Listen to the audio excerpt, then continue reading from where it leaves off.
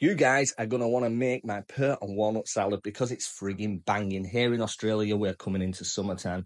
Start off by toasting some walnuts and some hazelnuts, but you can use whatever nuts you want. Then we're going to make a dressing, which is basically olive oil, garlic, Dijon mustard.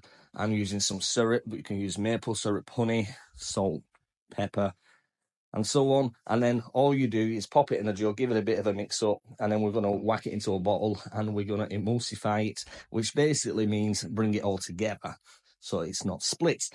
Onto the pears, quick peel, take the head off it, and then slice thinly as you can.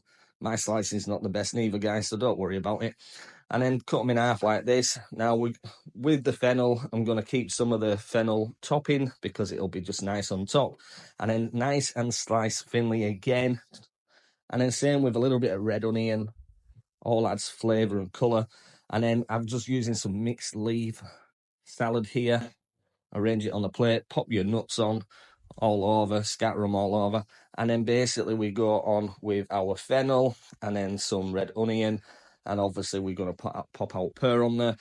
And then we'll use some dried cranberries as well, which give a little bit of sweetness, a little bit of tanginess, and also some nice colour to the actual salad as well.